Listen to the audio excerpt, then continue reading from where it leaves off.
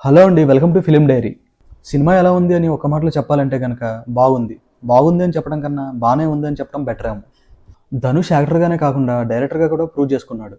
ఇంకా story line ఏంటంటే, బయటికి వెళ్ళిన అమ్మ నాన్న ఎప్పటికీ తిరిగి రాకపోవడంతో రాయన్ వాళ్ళ తమ్ముల్ని ఎలా పెంచాడు, వాళ్ళ చెల్లిని ఎలా పెంచాడు, వాళ్ళకు వచ్చిన ప్రాబ్లమ్స్ నుంచి ఎలా కాపాడాడు అన్నదే స్టోరీ. వాళ్ళ ఫ్యామిలీ మధ్య ఉన్న ఎమోషన్స్ని బాగా కనెక్ట్ అయ్యేలా చేశాడు. సినిమా లైన్ అయితే బాగానే వెళ్తుంది. ఫస్ట్ హాఫ్ అంతా కూడా చాలా బాగానే ఉంది.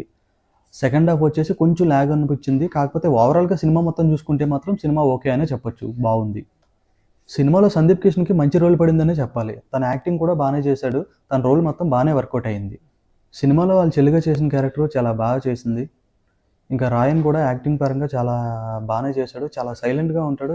కానీ తన సైలెన్స్ ఒక్కసారిగా వయలెన్స్ అవుతా ఉంటుంది. అప్పుడు మాత్రం మనకి కొంచెం హై మూమెంట్స్ వస్తా ఉంటాయి. ఇంటర్వెల్ ముందుకొచ్చే సీన్ అయితే చాలా బావుంది.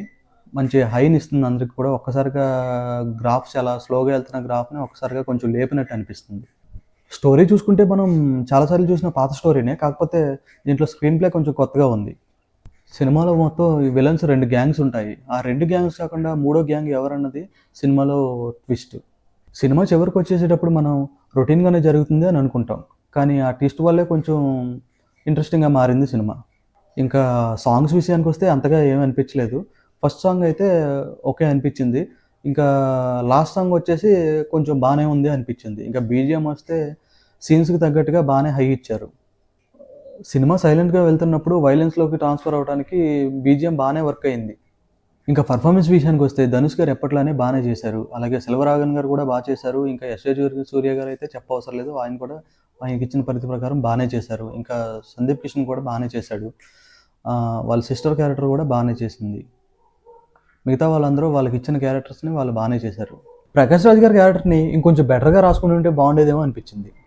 ఈ సినిమా ధనుష్ గారికి 50వ సినిమా కావడం విశేషం.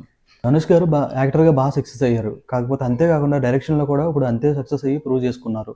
అలాగే పాటలు పాడేస్తారు, పాటలు రాసేస్తారు. ఇంకా ఆయన మల్టీ టాలెంటెడ్ అనమాట.